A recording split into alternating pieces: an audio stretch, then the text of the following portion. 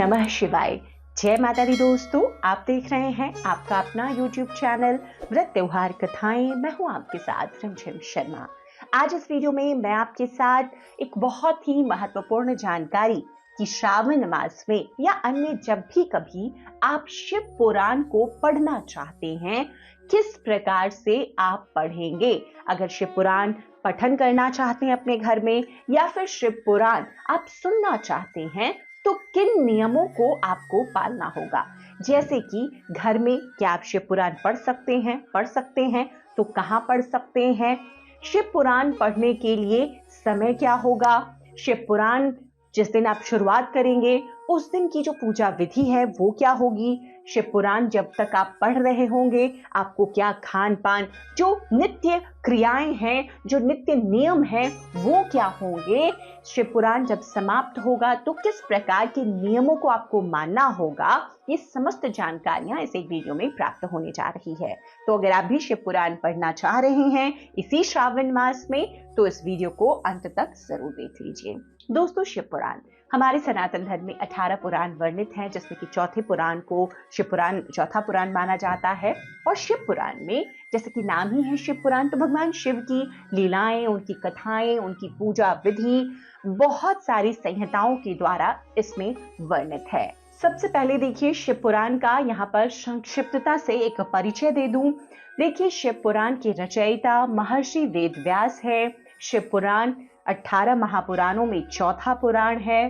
श्लोक इस पुराण के अंदर 24,000 हैं और संक्षिप्त रूप से 7 संहिताओं में इन श्लोकों को बांटा गया है। तो इस प्रकार से ये शिव पुराण के बारे में जो श्लोक हैं, संहिताएं हैं, और हर संहिता में अलग अलग कथाओं के माध्यम से भगवान शिव की महिमा का बखान किया गया है।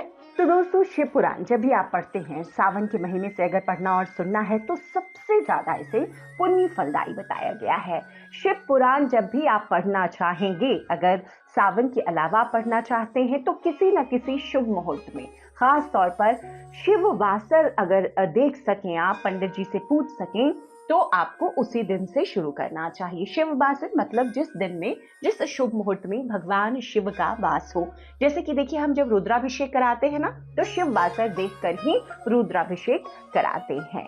जैसे कि आपने हरिवासर सुना होगा कि हरिवासर की समाप्ति के बाद ही एकादशी का पारण करना चाहिए, उसी प्रकार शिव वासर होता है। तो शिव पुराण की कथा आपको उस दिन से शुरू करनी चाहिए। अब देखिए, शिव पुराण की कथा आप कब कर सकते हैं? आप श्रावण मास में कर सकते हैं और किसी भी शुभ तिथि से शुभ मुहूर्त में आप कर सकते हैं। शिव पुराण की कथा कौन पढ़ सकते हैं, सुन सकते हैं? शिव पुराण की कथा सभी लोग जो कि सक्षम है शुद्धता से। देखिए, शिव पुराण अब हिंदी में उपलब्ध है, मेरे पास भी गीता प्रेस की ये शिव पुराण है, तो आसानी से आप पढ़ सकते हैं। तो जो लोग भी हिंदी अच्छे से पढ़ना और समझना जानते हैं, उन्हें शिव पुराण का पठन करना चाहिए। देखिए, शिव पुराण हम क्यों पढ़ते हैं? ऐसा माना जाता है कि शिव पुराण पढ़ने से समस्त पापों का नाश हो जाता है। इसकी एक कथा मात्र को अगर आप सुन लेते हैं सच्चे मन से, भगवान शिव को ध्यान करके, तो कहते हैं कि इस लोक को जब हम छोड़ के जाते हैं तो शिवलोक में स्थान प्राप्त होता है। ऐसा कोई संकट नहीं है जो कि टल नहीं जाता हो शिव पुराण की कथाओं को सुनने मात्र से। और अगर पूरे पुराण को हम पढ़ते हैं, सुनते हैं, तो इसका पुण्य फल, इसका तो वर्णन ही नहीं किया जा सकता। देखिए, अब जो लोग शिव पुराण, जैसे मैंने बताया, शुभ मुहूर्त में आप शुरू करेंगे, तो अब किन किन नियमों को आपको मानना है। शिव पुराण सुनने और पढ़ने के ये जरूरी नियम है। जब भी शिव पुराण पढ़ने की आप शुरुआत करें, अगर देखिए आयोजन कर रहे हैं, तो ऐसा शिव पुराण में वर्णित है कि सभी लोगों को जो कथा सुनने के, शिव पुराण सुनने के इच्छुक हैं, उनको निमंत्रण देकर बुलवाना चाहिए और उनके लिए व्यवस्था करनी चाहिए कि वो कथा का श्रवण कर सकें। अगर आप घर पर कर रहे हैं तो आप बिल्कुल श्रावण मास के किसी भी सोमवार से, क्योंकि देखिए सावन के महीने में कोई शुभ मुहूर्त देखने की जरूरत नहीं होती। पूरा श्रावण मास जो है वो शुभ है, सभी समयों पर शिव का वास है, तो आप श्रावण मास में किसी भी सोमवार से शुरू कर सकते हैं। पहले दिन आपको संकल्प लेना होगा। देखिए, ये जरूरी है, संकल्प आपको लेना होगा। आप सबसे पहले तो भगवान का जो पूजा स्थल है, अगर आप वहां पर कर रहे हैं या आप मंदिर में जाकर, किसी शिवालय में जाकर करना चाहते हैं, आप वहां पर भी कर सकते हैं। आप रेहल ले लें जिसपे कि हम कोई ग्रंथ रख करके पूजन करते हैं, या भगवान शिव का ग्रंथ है तो आप सफेद हल्के रंग के वस्त्र में शिव पुराण को लपेट करके हम रखते हैं अपने घर में भी, तो आपको उस पर रेहल पर शिव पुराण को स्थापित करना चाहिए। अब देखिए रेहल नहीं है तो आप एक पाटा ले सकते हैं। दिशा आपको पूरब की रखनी है या उत्तर की, उत्तर या पूरब दिशा की मुख करके ही आपको बैठना है। उसके बाद में हाथ में पुष्प अक्षत, जो पहले दिन हम किसी भी व्रत का जब हम संकल्प लेते हैं ना, सुपारी फूल लेकर अक्षत लेकर आप संकल्प लें कि आज से इस महापुराण शिव पुराण का मैं पठन कर रही हूँ, पाठ कर रही हूँ, और हे भगवान अपनी जिस भी कामना से आप कर रही हैं उस कामना को मन में लेते हुए अपने कुल का, अपने गोत्र का, अपने स्थान का नाम लेते हुए आपको संकल्प ले लेना चाहिए और वहीं पर पुस्तक के पास में छोड़ देना चाहिए। तो संकल्प आपने ले लिया। अब जब भी शिव पुराण जहां पर भी आप मंदिर पर कर रहे हैं या घर पर कर रहे हैं तो आपको उस जगह की शुद्धता का बहुत ध्यान रखना है। स्थान जहां पर आपने शिव पुराण को रखा है वो आपसे ऊंचा स्थान होना चाहिए। अब देखिए कई बार ऐसा होता है कि जैसे आप तो जमीन पर आसनी लगाकर बैठेंगे, शिव पुराण को अपने पाटे या रेहल पर रखकर उसका पाठ करना है तो ये ठीक है। अब कई लोगों को दिक्कत होती है जमीन पर बैठ करके पाठ करने में, तो अगर वो किसी ऊंचे स्थान पर, वो स्वयं किसी पाटे पर, कुर्सी पर, स्टूल पर बैठते हैं तो उनसे ऊंचा होना चाहिए शिव पुराण का स्थान। ये आपको ध्यान देखना। देखिए बुजुर्ग लोग बहुत ज्यादा पाठ करते हैं तो यहाँ पर उनके लिए है। शिव पुराण का पाठ जब भी आप कर रहे हो तो हाथ में लेकर बिना वस्त्र के, बिना पाटे के पाठ आपको नहीं करना है। उस जगह की शुद्धता का भी पूरा ख्याल रखना है।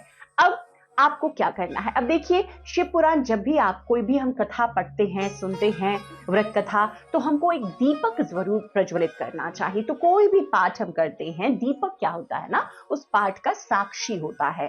तो आपको एक शुद्ध घी का दीपक आप लगा लें, शुद्ध घी का नहीं लगा पा रहे तिल के तेल का दीपक लगा लें, लेकिन एक दीपक आप जरूर लगाएं। आपके पास पीतल का दीपक है आप वो लगा सकते हैं, आपके पास नहीं है आप मिट्टी का दीपक लगाएं। सबसे शुभ होता है मिट्टी का दीपक। तो कोई इसमें शक नहीं है कि आप अगर पीतल का नहीं लगा पा रहे तो मन में किसी भी प्रकार का कुछ भेद आ रहा हो, आप एक मिट्टी का दीपक लेकर के लगा लीजिए। बाती लंबी रखिएगा, ये ध्यान दीजिएगा। उसके बाद में आपको अपना जो पाठ है श्री शिव पुराण महापुराण का वो शुरू करना है।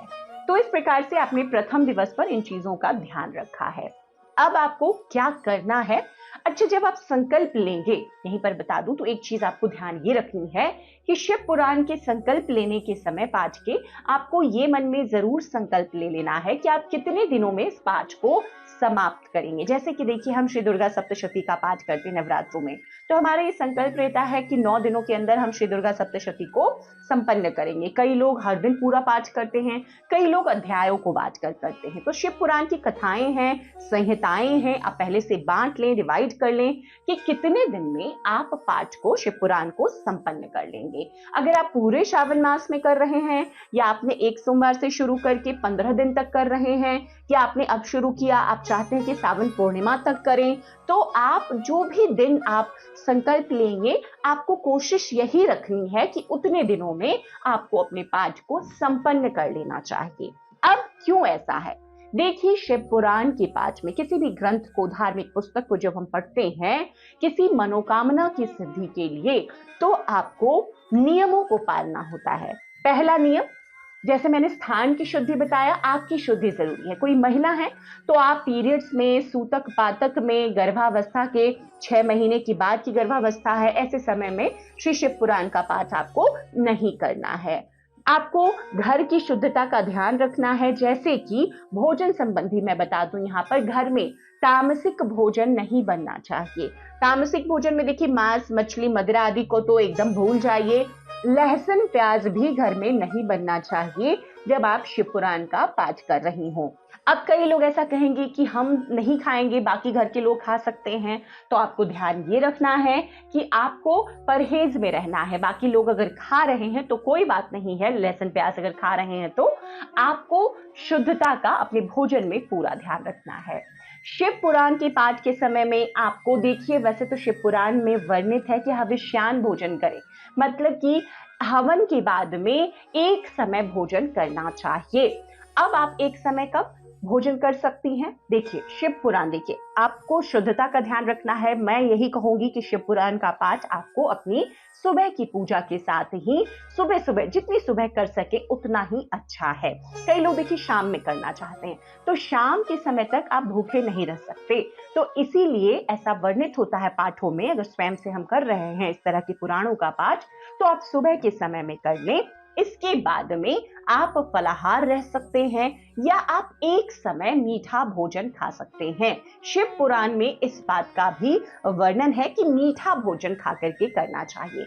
अब देखिए पुराणों में जो जो नियम है वो बहुत लोग मानी नहीं होते, बहुत लोग के शरीर साथ नहीं देता, तो ऐसे में शुद्ध सात्विक सेंधा नमक वाला आप चाहें तो कर सकते हैं। हालांकि अगर आपसे हो सकता है संभव तो मीठा भोजन करके ही आप संकल्प ही लें 11 दिन का 15 दिन का, तो आप रह सकते हैं। इस प्रकार से आप कर सकते हैं। शिव पुराण का जब भी आप पाठ कर रहे हो, आपको देखिए ट्रैवल तो कर ही नहीं सकते क्योंकि आपने संकल्प लिया है 11 दिनों का, तो ट्रैवल नहीं करना चाहिए, यात्रा नहीं करनी चाहिए। शिव पुराण का संकल्प जो आपने लिया है, तो आपको जैसे आपके घर में मेहमान आ सकते हैं, आप किसी दूसरे के घर में जाते हैं मेहमान बनकर, तो वहां का भोजन नहीं करना है। देखिए जरूरी नहीं है कि जिन शुद्धता का ध्यान आप रख रहे हैं अपने घर में, उन शुद्धता का ध्यान दूसरे के घरों में, दूसरे के किचन में भी रखा जा रहा हो इन दिनों, तो इसीलिए आपको कहीं और का भोजन नहीं करना है। तो इस प्रकार से आपको सुबह निराहार रहकर ही जब तक की कथा ना हो जाए श्रवण करना है। अब शिव पुराण जब आप पढ़ रहे हो, तो जैसे कि पहले दिन का ही मैंने बताया कि ये सारे नियम को आपको संकल्प लेना है, तो आपको ब्रह्मचर्य का संकल्प ही प्रथम दिवस पर ले लेना है कि आप जब तक शिव पुराण की कथा आप कर रहे हैं तब तक आप ब्रह्मचर्य ही रहेंगे। अब कुछ और चीजें हैं जो कि श्रेणी में आती है तामसिक के, शिव पुराण में वर्णित है। आपको मसूर की दाल, गाजर, बासी भोजन आपको नहीं करना है, हींग नहीं खाना है, लहसुन प्याज तो नहीं खाना है, जला हुआ अन्न का सेवन नहीं करना है, सेम नहीं खाना है, और गरिष्ठ भोजन जैसे कि तली भुनी हुई चीजें, इसके अलावा मांस मदिरा आदि का सेवन जब आप शिव पुराण का पाठ कर रहे हो आपको बिल्कुल नहीं करना चाहिए। शिव पुराण जब तक आप पढ़ रहे हो इन खाने पीने की चीजों का आपको ध्यान रखना है। अब शिव पुराण जब भी पूजा आप संपन्न कर लेंगे, तो उस किताब को बहुत अच्छे से, जैसे आपने जहां पर भी आपने कथा आज की संपन्न की है पढ़ करके, वहीं पर आपको टेक लगा करके फिर से एक बार अच्छे से उसे ढक करके लाल वस्त्र से या जो भी वस्त्र आपने रखा है आपको रख देना है, प्रणाम करके उठना है। जब भी आप शिव पुराण को पढ़ेंगे तो जो आपका आसन है वो लाल रंग का ऊनी आसन होना चाहिए। अब शिव पुराण पढ़ रहे हैं तो आपका आसन अगर सफेद रंग का भी है तो कोई दिक्कत नहीं है, ऊनी वस्त्र का आसन रहना चाहिए। देखिए शिव पुराण पढ़ने से किन किन फलों की प्राप्ति होती है ये जान लीजिए। मैंने शुरू में बता दिया था कि समस्त पाप दोष जो आपकी हैं वो नष्ट हो जाते हैं। संतानहीन लोगों की सोनी गोद भगवान शिव की कृपा से भर जाती है। गंभीर से गंभीर कोई बीमारी है, अगर आप संकल्प लेकर प्रथम दिवस पर शिव पुराण पढ़ते हैं उस रोग से मुक्ति के लिए, वो रोग छूट जाता है। भाग्यहीन है, कोई काम आपका बनता नहीं है, तो आपको शिव भगवान की इन कथाओं से इतना पुण्य फल मिलता है कि आपके समस्त काम बनते चले जाते हैं। तो पूरी श्रद्धा भक्ति भाव से मन में पूरी श्रद्धा रख करके आपको इस प्रकार शिव पुराण का जो पठन है वो करना चाहिए। जो लोग श्रवण करते हैं ना, जैसे कि कई लोग देखिए बुजुर्ग लोग पढ़ नहीं सकते तो वो सुनते हैं, तो उनको भी नियमों को मानना है। मन में पूरा विश्वास रखें, जिस भी अभिष्ट कामना से आपने शिव पुराण का पाठ किया है इस श्रावण मास में या साल के कभी भी शुभ मुहूर्तों से शुरू करके, आपका वो कार्य जरूर कर सफल होता है।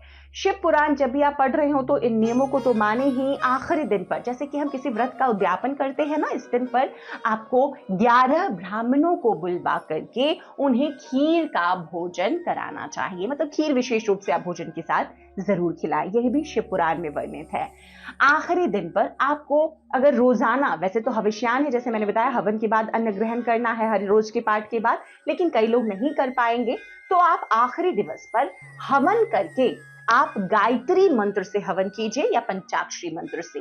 ऐसा बताया जाता है, शिव पुराण में वर्णित है कि गायत्री में है पूरा पुराण, तो आप गायत्री मंत्र से भी हवन कर सकते हैं। कोई अन्य मंत्र नहीं आता, देखिए गायत्री मंत्र हम सभी जानते हैं, और नहीं तो पंचाक्षरी मंत्र से आप हवन भगवान शिव के ही मंत्र से कर सकते हैं। पूर्णाहुति खीर की दें और उसके बाद ब्राह्मणों को भोजन कराएं, और उसके बाद में इस दिन भी आप शुद्ध सात्विक नमक सहित भोजन करें। अगले दिन से आप चाहें तो जैसा भोजन आप करना चाहें कर सकते हैं। और आपको कोशिश करनी चाहिए, देखिए बहुत ज्यादा दान पुण्य की बात तो वर्णित होती है लेकिन हम नहीं कर पाते, सभी लोग सक्षम नहीं होते।